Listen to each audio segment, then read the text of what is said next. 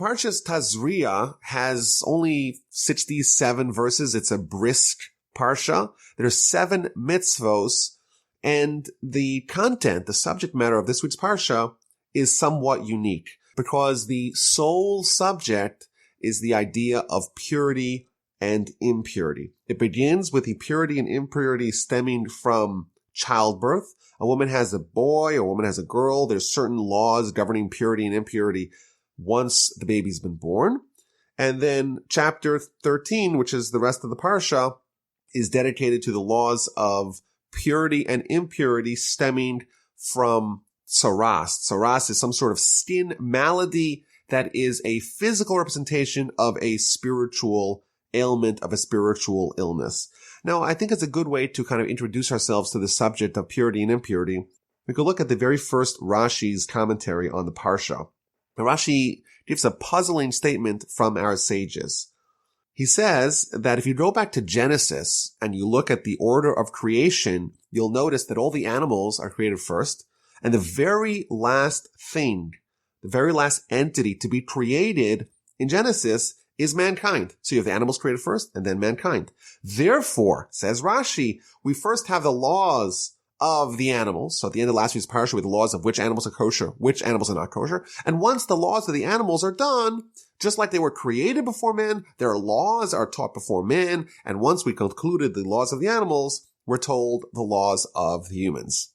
Very intriguing idea that there's a certain parallel between Genesis and the creation of man and animals and Leviticus and the laws governing the purity and impurity of humans and animals.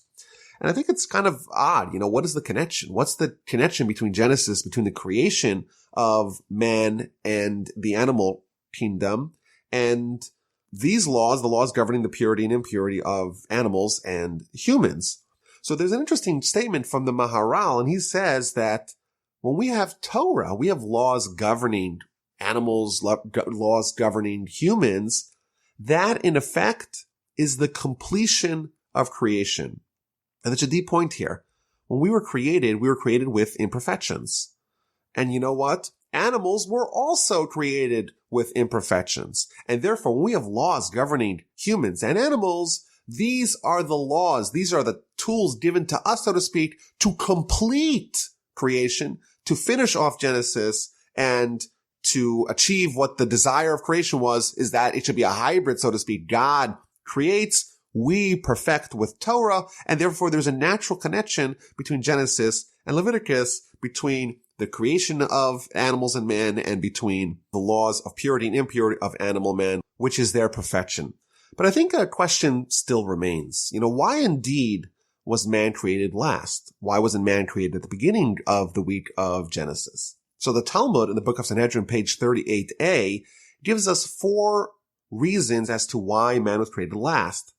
It gives reason number 1, because if man was created on Wednesday, then the heretics will say, well, who helped God with the creation of Thursday and Friday? That was man. And therefore, to kind of stymie the arguments of the heretics, as if to say that man was a partner with God, man was created last. That's the first answer. Second answer is that if man is haughty, if man gets arrogant, if man becomes full of hubris, then you just tell man, hey, don't get so haughty. After all, the lowly fruit fly, the mosquito, was created before you. That's the second answer. That's why man was created last.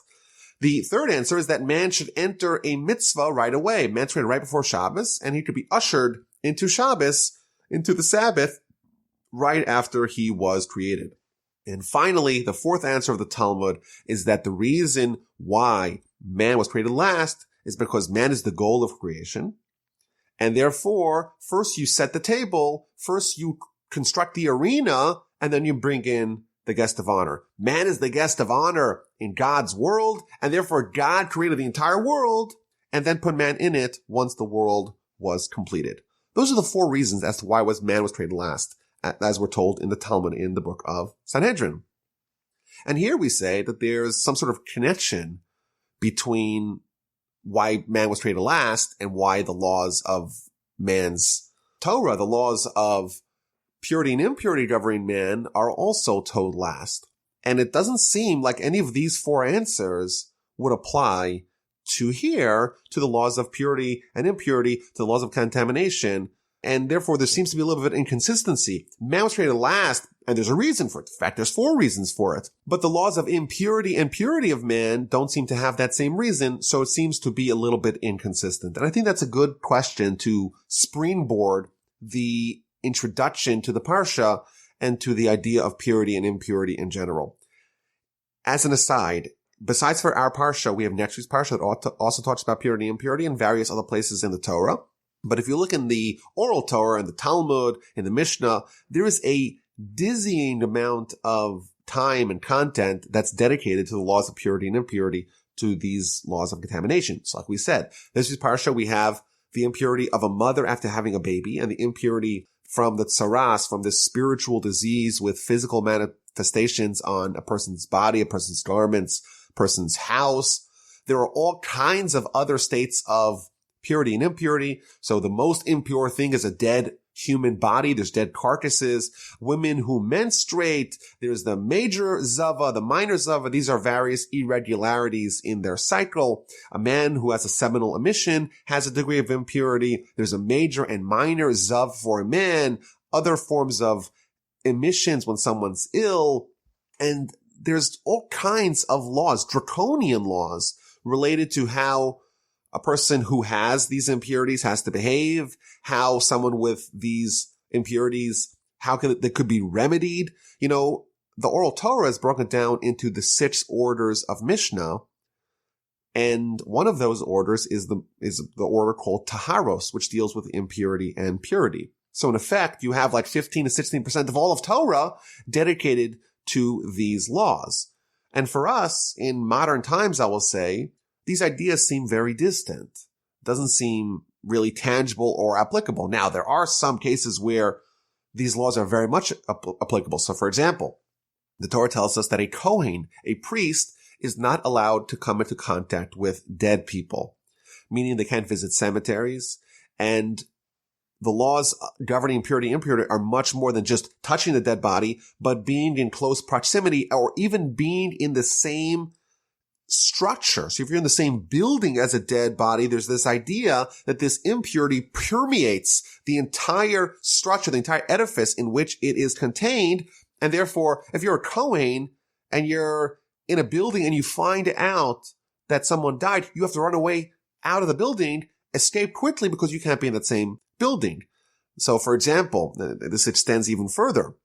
In Jerusalem, where I used to live, there was a cemetery that was adjacent to a street, and there was a sign on the street because there was trees overhanging on both the cemetery and the street next to it. A Kohen, because of the laws of impurity governing a structure, those would preclude the Kohen from walking under the trees, even though he's not in the cemetery, but because the trees are covering both the cemetery and the street next to it, walking under the tree would be prohibited. And this actually extends further. You know, someone's in a hospital, the entire hospital, as long as it's connected, they can even be in separate buildings, but if there's some sort of connection between the two, that would unite those buildings as one halachic structure. And if there's a dead body in one of those buildings, then the Kohen can't be in the entire building complex. So those are some laws governing a Kohen and how they have to relate with dead bodies, with cemeteries today. This was a very big deal when the temple was extant, when the sacrifices were in existence. Everyone had to always know the state of purity that they were in, what they could touch, what they cannot touch, what they can eat, where they can go. And even today, if you walk in Israel and you go to the Kotel, you go to the Western Wall and you want to go onto Temple Mount, there's big signs saying that according to Jewish law, Jews are not allowed to go there. And the reason for that is that the temple grounds retained their purity requirements. And therefore, for someone to walk up there, you would have to be in a state of purity, that we probably cannot achieve today, because the only way to undo the purity of coming into contact with dead bodies is via the red heifer that will meet later on in the Torah. And because we don't have a red heifer, we can't become fully cleansed, and therefore we cannot come really too close to temple grounds. So these ideas are not very applicable, but there are some isolated instances where they are applicable. But I think even more broadly, on a philosophical level, the whole notion of purity and impurity seems quite foreign. We associate purity with cleanliness, with hygiene. It's maybe even hard for us to come up with good definitions about what these things even mean. And, we had last week the laws of the kosher foods, and this week we have the laws of purity and impurity. These are all like spiritual ideas captured in physical things. You have the physical food. It's a piece of meat, and one piece of meat's kosher, one piece of meat's not kosher. What's the difference between the two? It's not necessarily on a physical level, a physical plane, a physical realm. It's on the spiritual realm. You have someone who has this spiritual ailment. They're perfectly healthy. They're perfectly clean. There's nothing wrong with them from our perspective, yet the Torah says they may be impure. So what's a way to understand the general principle of purity and impurity? And I think, the parsha begins with a woman having a baby, which is a wonderful thing. It's a holy thing. You're bringing a soul into the world. Is there anything greater than having a child? Yeah, the Torah says that if she has a male, she's impure for 7 days. If she has a female, she's impure for 14 days. Why would having a baby render someone impure? Now, in addition, the bulk of the laws of impurity and purity relate only to Jews, and many of them are applicable only in the land of Israel. Clearly, if purity and impurity from the Torah's perspective were about cleanliness, they wouldn't only apply to us. And finally, a third question to ponder is the idea of tzaraas, which is going to comprise the bulk of our parsha. Tzaraas, we're told in the Talmud, it is a physical illness that comes because of a certain sin. And primarily the sin of lashon hara, the sin of evil talk, of talking negatively about other people. Why would tzaraas not be prevalent today? After all, people speak lashon hara, people speak negatively about other people, and right away, according to the Torah, they should sprout immediately tzaraas. It should just show up on their skin, on their garments, on their house. Why is it not prevalent today? So a general rule of thumb that we're told by our commentators, by the sages, of what purity and impurity is and what they portend, what they represent, is that purity is life, is vitality, is potential, and impurity is the lack of life and the lack of potential. So for example, we start off with the mother who just had a baby. So if you look at a pregnant woman, then what do you have? You have two souls. You have the soul of the mother, and then you have the soul of the baby. What happens when the baby's born? So it's fantastic. The baby's nothing wrong with the baby. There's nothing wrong with the mother either. But if you look at the mother just on a purely spiritual plane, if we could put on goggles that showed you just a soul, and you looked at this person, you would see how many souls? You'd see two souls, the soul of the mother, the soul of the baby. If those were your only goggles, and then you see the woman a week later, and she's had a baby, how many souls do you see? You only see one soul. So from a purely spiritual perspective, there was a massive diminishing of the life, of the vitality, of the holiness of the mother. Of course, it's not a bad thing. It's a fantastic thing. But that's the general principle, that there's an absence of holiness, or there was a reduction of holiness. There was holiness. There was life within her. Of course, the life is hopefully flourishing outside of her, but within her, there was a reduction of life, a reduction of potential. Therefore, it's a loss of spiritual vitality, and that is the definition of impurity. It's not dirtiness. It's not nothing wrong.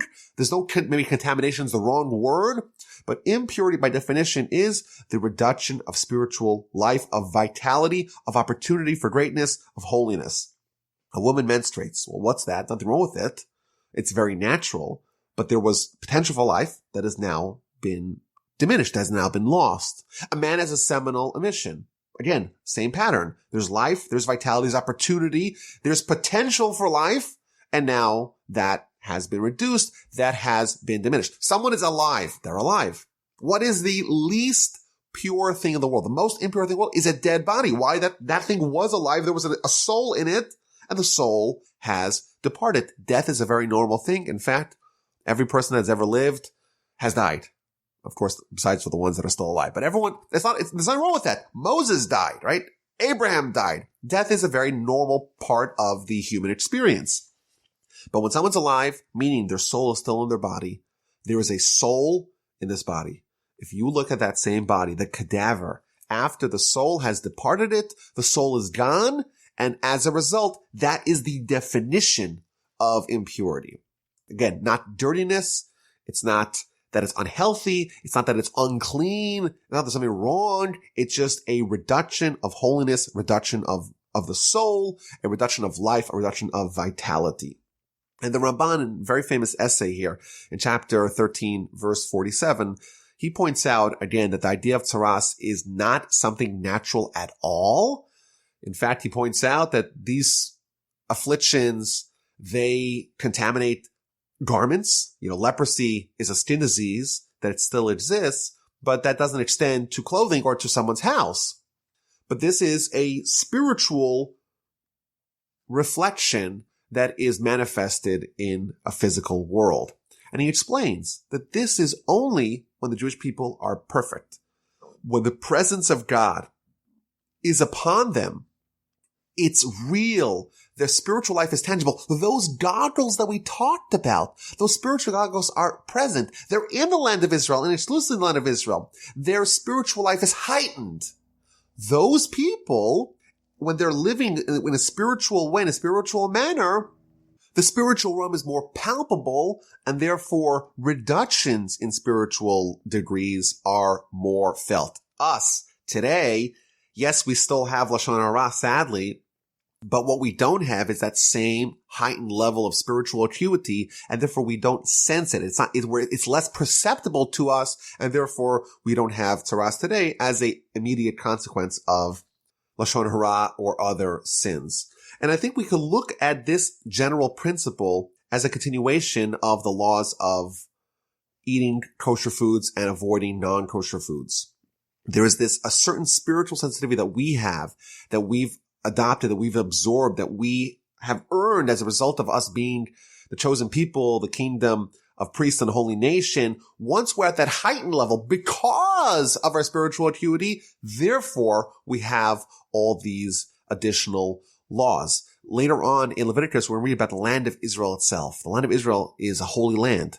When we say holy, we mean spiritual. Of course, it's also a physical land. You could plant and you can have agriculture and build roads and aqueducts, whatever. But it's a physical land that also has spiritual power to it. And we're told later on in Leviticus that if people sin, the land itself will expel us. It will vomit us out. And Rashi tells us that, gives us an analogy. You have a prince. The prince is used to eating the finest of foods. And then you give him something which is a little bit underdone. It's a little bit raw. They'll right away get stomach poisoning, or they'll start vomiting. Whereas if you take a peasant who's not used to the most delicate of foods, their stomach is a little bit more resolute. It's a little bit more capable of absorbing all kinds of stuff, and therefore it doesn't expel, it doesn't vomit when the food is not just so.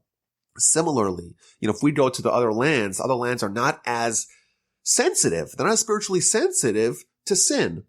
Whereas the land of Israel, it's like the stomach, it's like the gut of the prince. It's spiritually potent. And therefore, to the degree of spiritual potence is the degree of spiritual sensitivity to things that are not spiritually okay. Jewish people, we're elevated spiritually. Consequently, we have to behave at a higher level. And therefore, the foods that are wrong spiritually, so to speak, we have to avoid them because it's dangerous for us. Non-Jews, it's not dangerous for them. They're not as spiritually developed as we are. That's the principle that applies with kosher or non-kosher food. And that's the same idea over here, that because we have a heightened degree of holiness and spirituality, therefore we have a heightened degree of the laws of purity and impurity, the laws of our soul, the laws that are reflective of the spiritual state of our soul. Perhaps as an example, we could say, if someone is wearing a garment made of sackcloth, it's very hard to see, if there's a stain on the garment.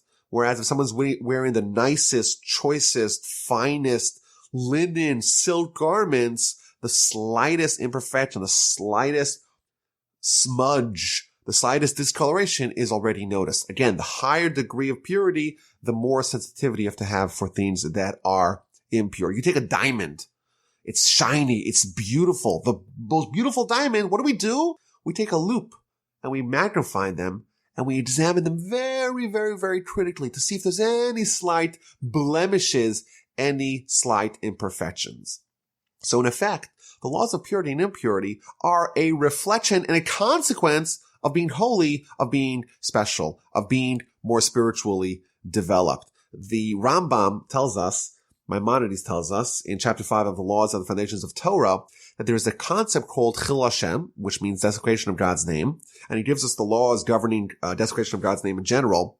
And then he adds that every person, they have to behave in the degree that is commensurate to their spiritual stature. As someone upgrades other areas of life, they have to upgrade everything else in tandem. If you're someone who is spiritually advanced, you have to live above and beyond the letter of the law, above and beyond the standard practice. You have to behave in a scintillatingly pure and moral fashion. Similar idea that we see over here. The holiness that we inherently have is manifested in these very delicate laws governing the purity and impurity, the minute changes of the spiritual state of our soul. Let's go back to our introductory Rashi. Rashi tells us that there's a connection between Genesis, creation of animals and man, and the laws of purity and impurity of animals and man. I think now we understand the connection quite deeply. Man was created last. If you look at all those reasons, the 4 reasons that we mentioned from the Talmud, all those 4 reasons are reflections of man's superiority over animals. We are more special. We are the guests of honor, so to speak, in God's world. We're the ones who do mitzvos. We're the ones, of course, who have the challenges, because we could also go the other way. We could also reject God. But that too is a reflection of the fact that we are created in the image of God, that we have free will, free choice. Therefore, it makes a lot of sense that as a reflection of our specialness, as a reflection of the fact that we are elevated, we have these very draconian laws of purity, because they are governing only someone who is special, only someone who is living in a very heightened state of spirituality. So that's a long way to introduce the idea of purity and impurity that is the dominant theme of our parsha.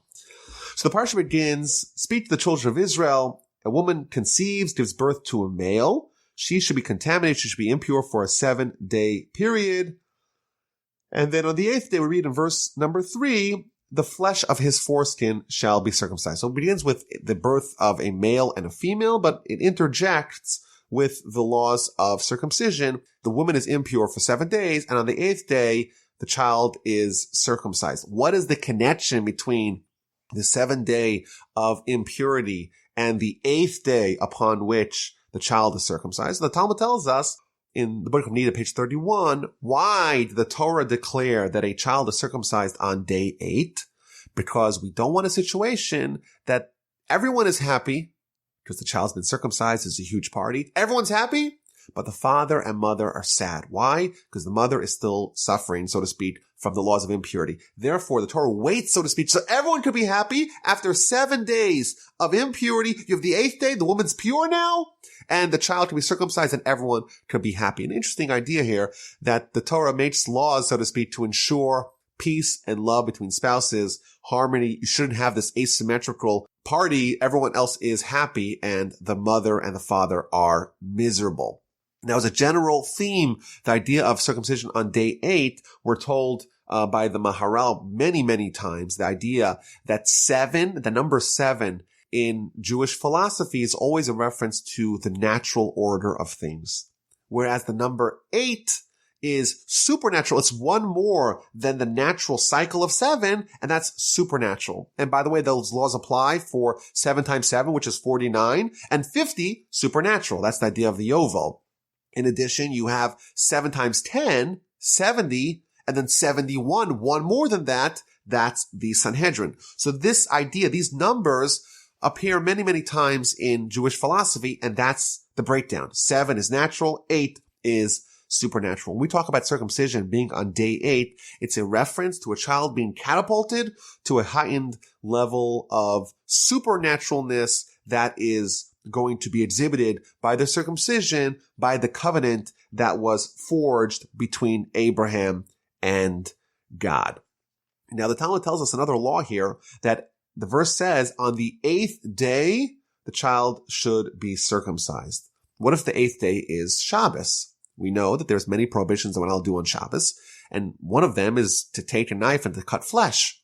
So are we allowed to circumcise the child on Shabbos? Child's born on Saturday, and 8 days later, because you count day 1, so Saturday, Sunday, Monday, Tuesday, Wednesday, Thursday, Friday, Saturday again, Shabbos again. 8 days later, it's Shabbos again. Could the child be circumcised, or must you wait till the following day? So here, this verse tells us, Ubayom Hashmini, on the 8th day, irrespective of what that day of the week is, the child is circumcised. So I, myself, was born on a Friday night after nightfall, meaning halachically it's on Saturday, and I was indeed circumcised on Saturday. Or so I was told, but I believe my parents. I assume that's true. I have a son that was also born on Shabbos and was circumcised on Shabbos. And that's this law that we see over here, that the 8th day child is circumcised even if it's Shabbos. The law of circumcision overrides the restriction of Shabbos. Now, there are some exceptions here. The Talmud tells us that there is a connection here. The woman is impure for 7, child is circumcised on day 8. Well, what if the mother does not become impure? So, for example, a woman has a C-section. These laws would not kick in. And therefore, the woman would not have these laws of impurity, and therefore that child would not be circumcised on Shabbos. The law of circumcision overriding Shabbos does not apply in that instance. Another case where a child would not be circumcised on Shabbos is if we are unsure if the baby was born on Shabbos. So, for example, we know that the night is the beginning of the day halachically. So we start Friday night to Shabbos, even though it's not Saturday, but the day, so to speak, begins with the night. But there's this in-between period, a twilight period between Friday and Saturday, and we're not sure, is it Friday or is it Saturday halachically? If a child is born during those 72 minutes where we're not sure, is it halachically Friday or halachically Saturday, we have a little bit of a dilemma. You can't circumcise a child on Friday because maybe the child was actually born on Saturday, and therefore Friday will be day 7, and you can't circumcise before day 8. You can't circumcise on Shabbos because only circumcision of the 8th day overrides Shabbos. Maybe the child was born really on Friday, and therefore Shabbos, the following Shabbos, is day 9, and circumcision of day 9 does not override Shabbos.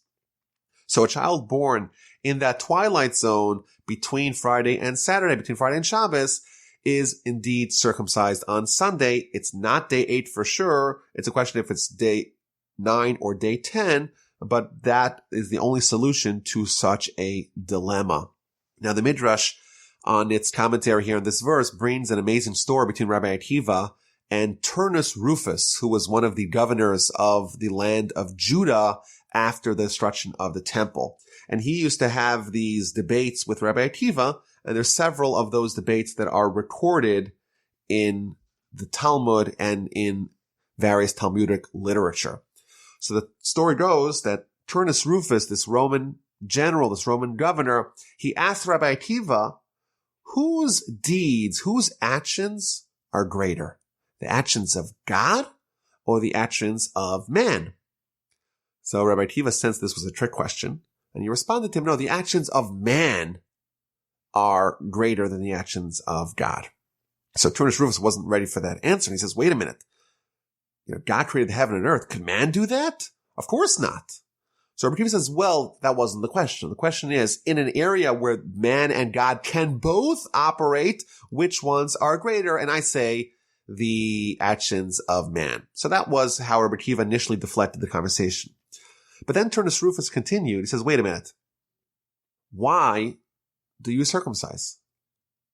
After all, God delivers babies, so to speak, to us uncircumcised. And you decide that you want to upgrade, so to speak. You want to circumcise the child. Why? So Rabbi Akiva said to him, I knew this was your question, and therefore I preempted you and I said that the actions of man are greater. And I'll bring you proof. So Rabbi Akiva goes to the field and pulls out a bundle of wheat. He goes to the bakery and takes a loaf of delicious bread. And he says to Turnus Rufus, okay, well, which one of these are greater? You have the wheat that was delivered to us by God in this fashion.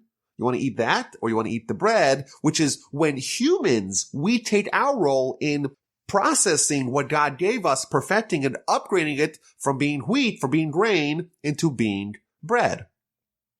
Therefore, when we are circumcising a child, it's the same kind of thing. God delivers it. It's not perfect, and we have to kind of finish it, do that last mile, fulfill the final touches of the child's uncircumcised, and we just kind of finish that last little bit to create perfection.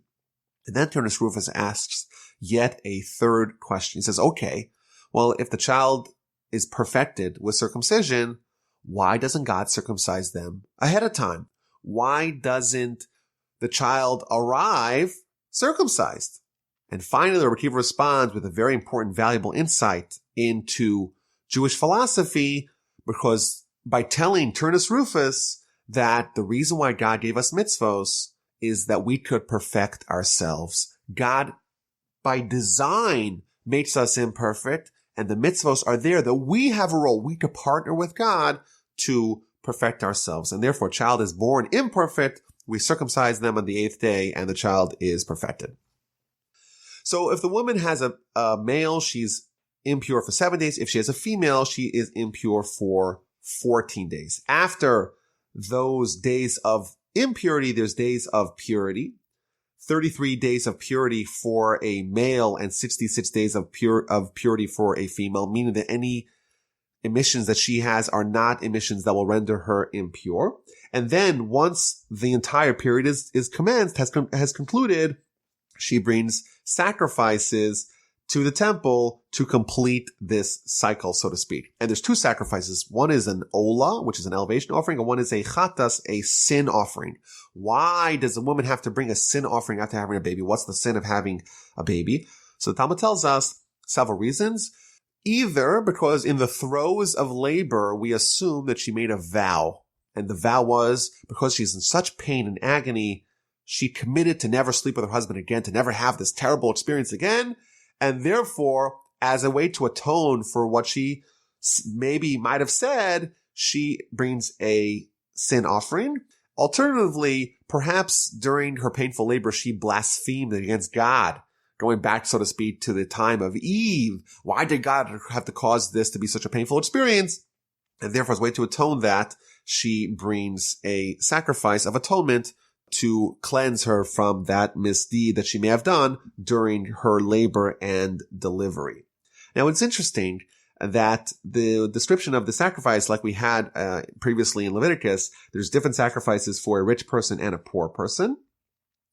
Upon the completion of the days of her purity, she brings an elevation offering, a young dove or a turtle dove for a sin offering. So there's a sheep for an elevation offering and a young dove or turtle dove for a sin offering. And then if you read a little bit later on, if she can't afford a sheep, she shall take 2 turtle doves or 2 young doves, one for an elevation offering and one for a sin offering. So if you read that, you're like, okay, well, we have the 2 offerings, and depends. If she's rich, she brings a sheep and a turtle dove or dove. And if she's poor, she brings 2 turtle doves or 2 young doves. But if you'll notice, if you read this quite critically, you'll notice there's a little bit of a change here in how these birds are presented. In verse 6, it says a young dove or a turtle dove.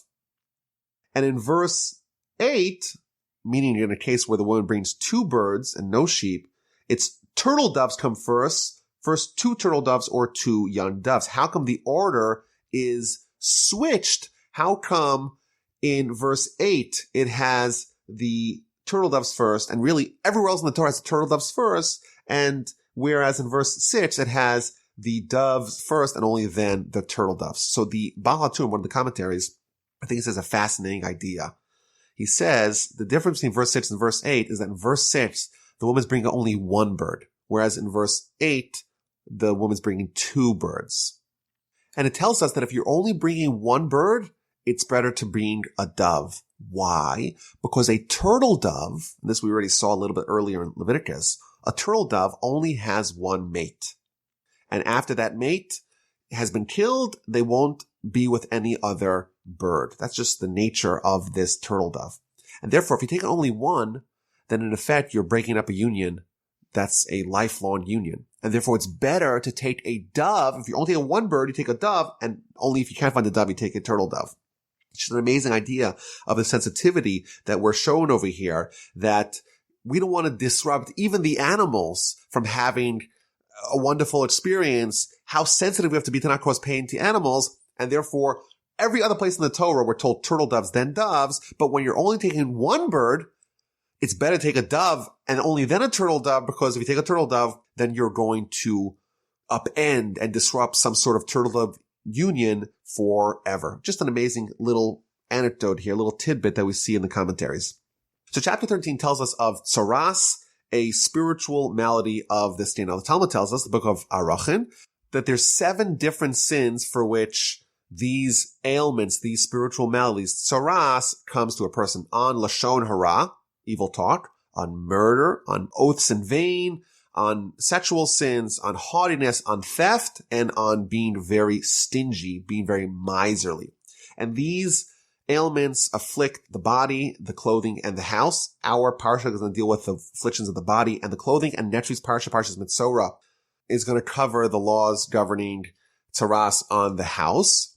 And this is primarily for lashon hara according to the commentaries. So for example, there's a verse in Deuteronomy that tells, we know the story of Miriam. Miriam was the sister of Moshe, Moses and Aaron, and she spoke negatively about Moses. And there's a verse that tells us that we should remember what God did to Miriam when we left Egypt, that God struck her with tzaraas, with this ailment, because she spoke negatively about Moses. In fact, it's a mitzvah in the Torah, says the Ramban in his comment there. It's a mitzvah in the Torah for us to remember the immediate effects that someone speaking lashon hara has, at least in the time where the Jewish people are on that spiritual level, that right away there will be a visible spiritual blemish, as was present with Miriam. For us, sin has no tangible manifestation on our lives. And the reason why, it's because our soul is a little bit removed from us. You know, our body is okay with sin.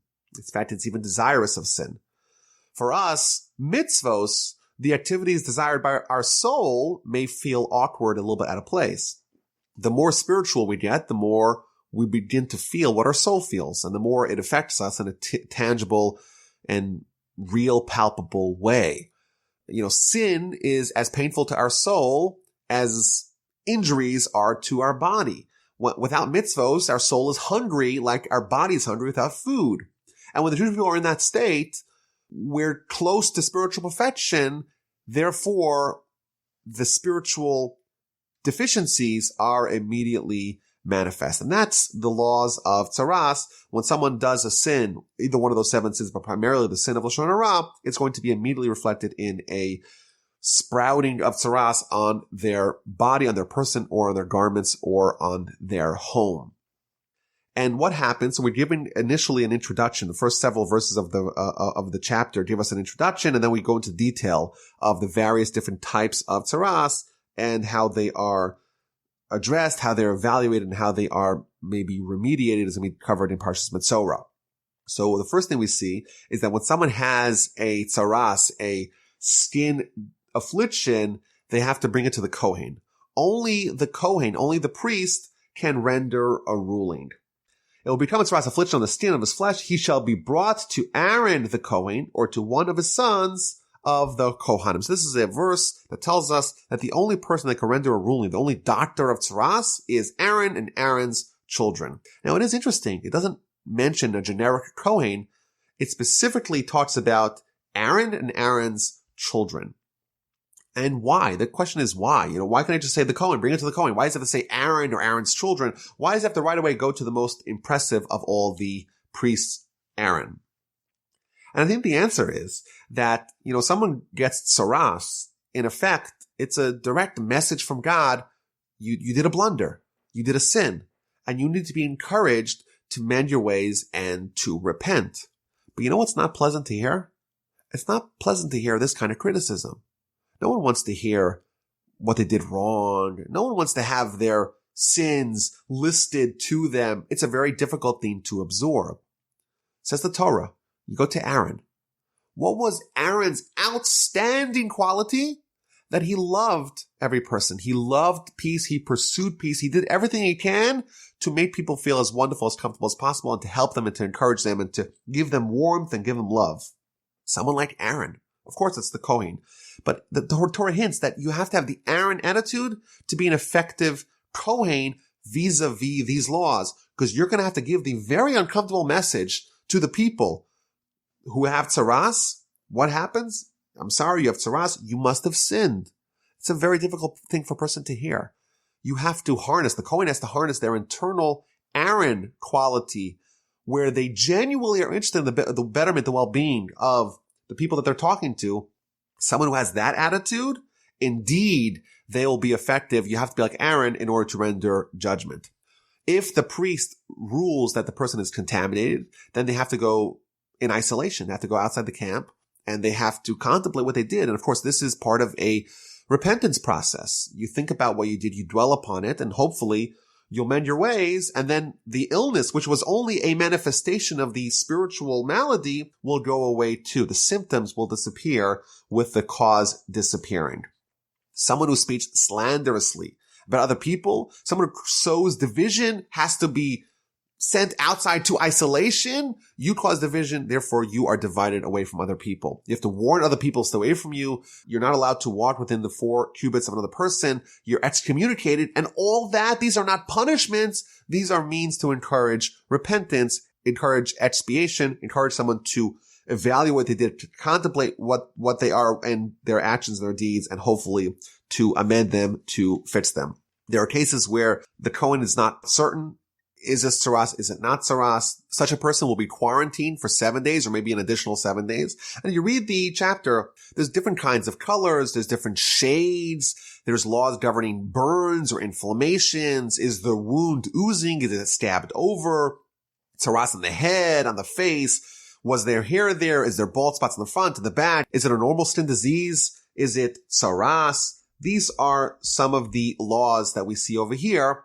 And I think instead of going into the nitty-gritty detail of all these laws, I want to try to focus on what lessons that we could draw. So, for example, verse 13 of chapter 13 gives us a very interesting situation.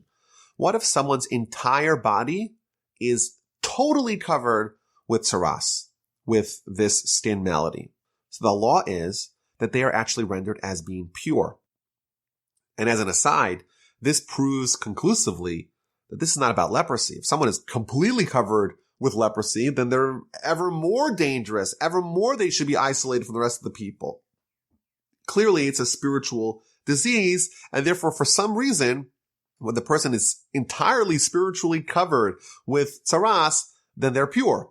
So what's the rationale behind that? So the Kliyakar, one of the commentaries, tells us that after all, the entire purpose of the tzaraas is to coax someone to repent. If someone has it on every square inch of their body, for sure they repented, and therefore you don't need to go through the whole process because the person has surely repented. And the Talmud actually tells us an amazing idea in the Book of Sanhedrin, page 97a. It says that Messiah will come in one of 2 different ways. Either a generation that's entirely righteous or a generation that's entirely wicked. And it proves it from this verse. What does it mean that if the generation is entirely wicked, that Messiah will come? That generation is obviously wicked. So why would Messiah come to such a people? Says the Talmud, quotes our verse, if everything is impure, if the entirety of his skin has been covered in white, then such a person is indeed pure. And therefore, if the entire generation has been covered in impurity, then Messiah will come. And my grandfather explained the idea behind this is that for impurity to reign, you have to have a little bit of purity. If there's not a scintilla of purity, if there's nothing good, then the bad cannot flourish. And this is an interesting idea, that when society devolves and devolves and devolves and devolves to such a degree that there's nothing good left, then it implodes upon itself. It has nothing to give it life, has no truth that it could grasp upon, and therefore the whole thing ceases to exist, and the evil disappears, and all you have left is good. An amazing insight that we see here in the idea of purity and impurity. There has to be a little bit of purity in the impurity for the impurity to have vitality and continuity.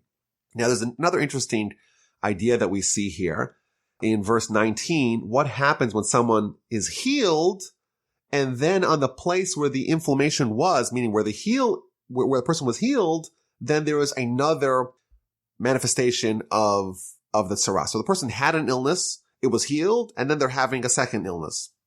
Maybe the idea behind this is, someone has an illness and they get healed.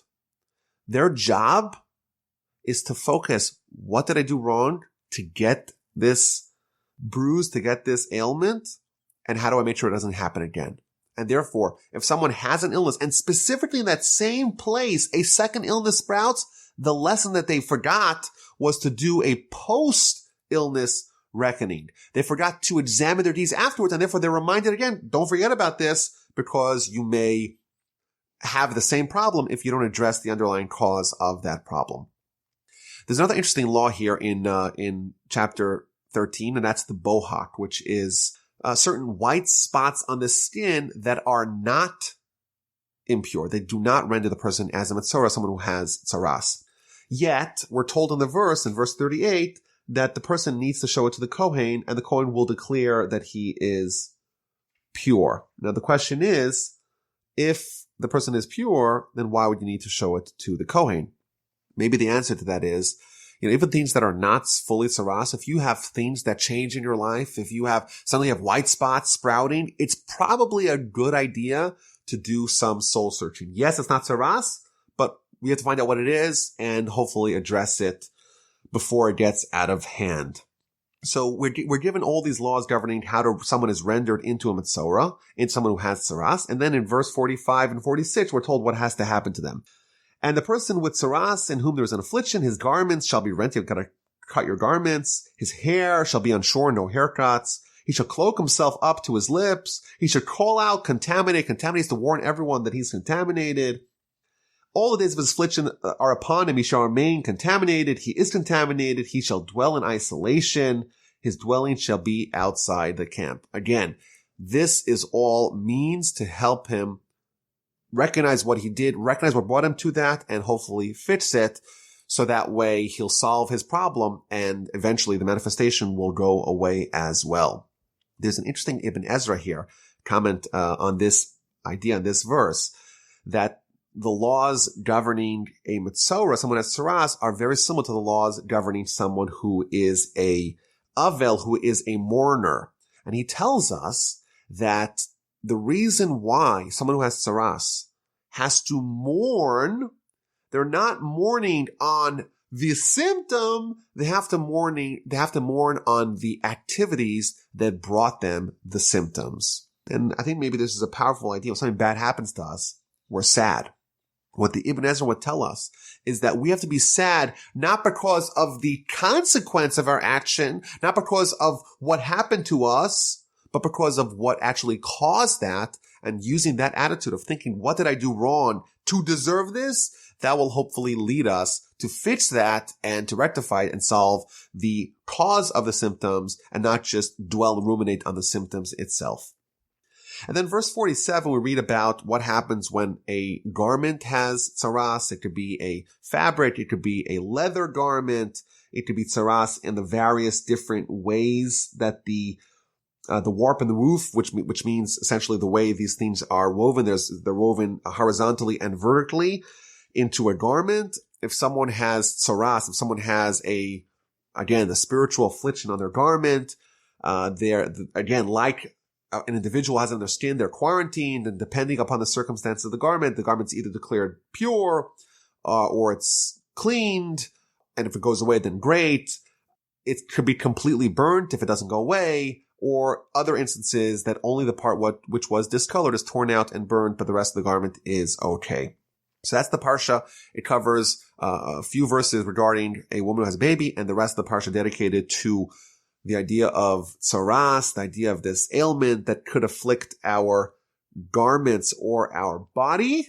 And like we said at the beginning, it's important to not view this in a very physical light, that this is leprosy, and when someone is a leper, we don't want them to contaminate anyone else. We quarantine them. We send them outside of the camp.